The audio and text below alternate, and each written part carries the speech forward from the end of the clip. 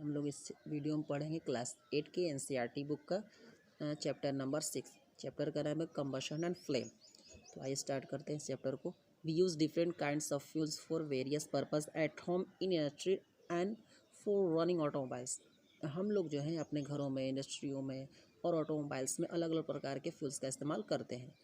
Can you name a few fuels use in our homes? क्या आप कुछ ऐसे फ्यूल्स का नाम बता सकते हैं जिसका इस्तेमाल हम लोग घरों में करते हैं?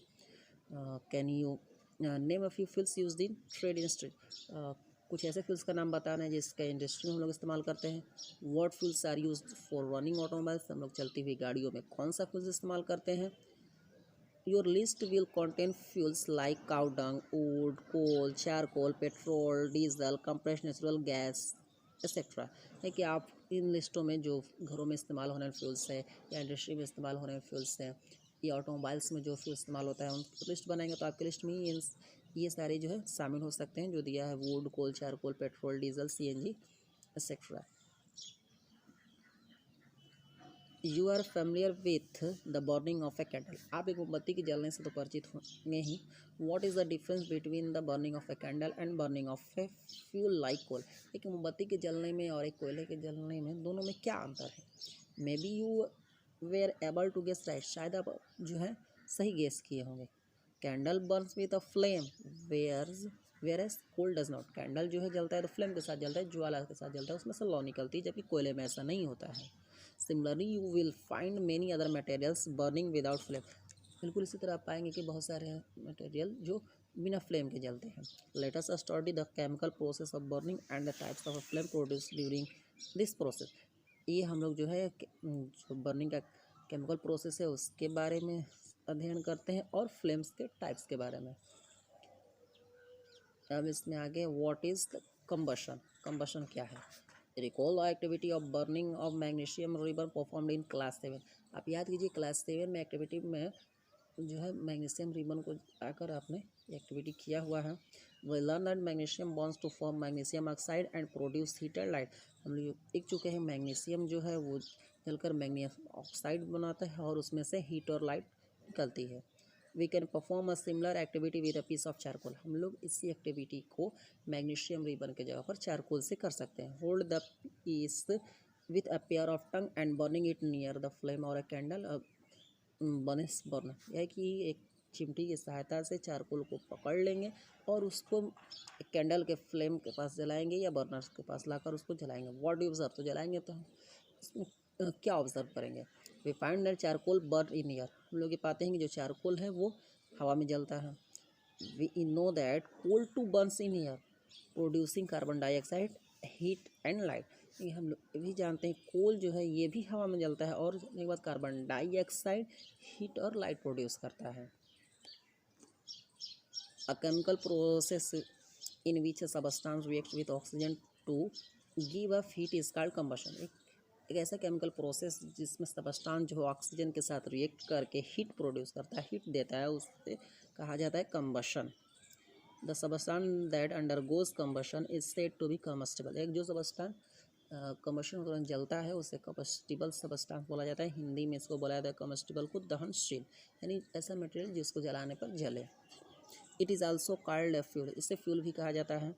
द फ्यूल में बी सॉलिड, लिक्विड और गैस। जो फ्यूल है, जो ईंधन, ये सॉलिड भी हो सकता है, लिक्विड भी हो सकता है, गैसेस भी हो सकता है, तीनों फॉर्म में हो सकता है। Sometimes light is also given off during combustion either as a flame or as a glow. ये कभी कभी जो है कंबशन के दौरान जो है ज्वाला फ्लेम से ही या ऐसे ही ग्लो होता है, लाइट निकलता है। In the reaction mentioned above magnesium and charcoal are combustible substance. एक ऊपर जो रिएक्शन दिया गया है जो मैग्नीशियम और चारकोल का, वो दोनों के दोनों जो है कम्बस्टिबल सबस्टेंस है क्योंकि दोनों जल रहे हैं। यहाँ बूझो जो है कुछ पूछ रहा है। We were told that food is a fuel for our body. देखिए हमें बताया गया था जो फूड है हमारे बॉडी के लिए ईंधन का कार्य करता है, फ्यूल का कार्य करता है। तो इधर जो है पहली जो है इसके जो है क्वेश्चन का जो है बता रही आंसर राइटली सो, बिल्कुल सही हो। In our body food is broken down by reaction with oxygen, heat is produce. क्या है कि हम जो भी भोजन करते हैं वो ऑक्सीजन के साथ रिएक्ट करके छोटे छोटे टुकड़ों में टूटता है और उसमें से हीट प्रोड्यूस होता है। वी लर्न इन क्लास 7, हम लोग क्लास 7 में सीख चुके हैं। अब आगे है activity 6.1। Collect some materials like straw, match stick, kerosene oil, paper, iron nail, stone, piece glass, etc। यानी कि ये सारे मटेरियल्स को जो है कलेक्ट कर लेना है जो दिया है। स्ट्रॉ है, मैच स्टिक है, इन सबको under the supervision of your teacher try to burn each of this material one by one. एक अपने टीचर की देख रेख में इन सारे मटेरियल को एक एक करके जलाइए। If combustion takes place mark the material combustible, otherwise material it not combustible. है कि जलाने पर जो उसका स्थान जल रहा है उसको कम्बस्टिबल वाले कॉलम में जो है टिक करें। जैसा कि 6.1 में टेबल दिया गया है, इधर कुछ मटेरियल इसमें कम्बस्टिबल है, नॉन कम्बस्टिबल है, तो जो जलेगा उसमें कम्बस्टिबल में लिखा जाएगा, जो नहीं जलेगा नॉन कम्बस्टिबल में लिखाएगा। जैसे दिया है वुड, वुड जो है ये जलेगा, कम्बस्टिबल है तो कम्बस्टिबल में लिखाएगा। पेपर जो है ये भी कम्बस्टिबल है। आयरन लेंस ये कम्बस्टिबल नहीं है तो ये नॉन कम्बस्टिबल में जाएगा। केरोसिन ऑयल कम्बस्टिबल है। स्टोन पीस ये नॉन कम्बस्टिबल है। स्ट्रॉ कम्बस्टिबल है। चारकोल कम्बस्टिबल है। मैच स्टिक कम्बस्टिबल है। और ग्लास जो है ये नॉन कम्बस्टिबल है। तो यही था इस एक्टिविटी में। आगे है इस लिस्ट के बाद, can you name some more substance which are combustible. क्या आप कुछ और कम्बस्टिबल सबस्टांस के बारे में बता सकते हैं? You can add those two table 6.1। आप जो है टेबल 6.1 में उसको ऐड कर सकते हैं। Latest investigation condition under which combustion takes place. आइए कुछ ऐसे कंडीशन के बारे में इन्वेस्टिगेट करते हैं, किस कंडीशन में जो कम्बशन होता है, किस कंडीशन में कोई चीज़ जो है जलती है। तो इसके लिए है अब एक्टिविटी 6.2। एक्टिविटी 6.2, इसमें क्वेश्चन दिया हुआ है, be careful while handling burning candle. जलती हुई मोमबत्ती को पकड़ते समय सावधान रहिए। Fix light candle on A table. एक जलती हुई मोमबत्ती को टेबल पर फिक्स कीजिए। Put a glass chimney over the candle and rest it on a few wooden blocks in such a way that air can enter the chimney. Figure 6.2 है। एक अब उसको एक ग्लास चिमनी से ढक दीजिए। जो मोमबत्ती आप फिक्स किए हैं टेबल के ऊपर उसको एक चिमनी से ढक दीजिए और इस प्रकार उसको ढकिए नीचे जो है लकड़ी का टुकड़ा रहे और उसके ऊपर चिमनी रहे, जैसा कि फिगर 6.2 में दिखाया गया है। Observe what happens to the flame. अब ऑब्जर्व कीजिए ढकने के बाद वो फ्लेम क्या हो रहा है। तो उसका जो फ्लेम है वो जलेगा, क्योंकि नीचे से जगह है उसमें एयर जो है इंटर करेगा तो एयर मिलेगा तो जलेगा।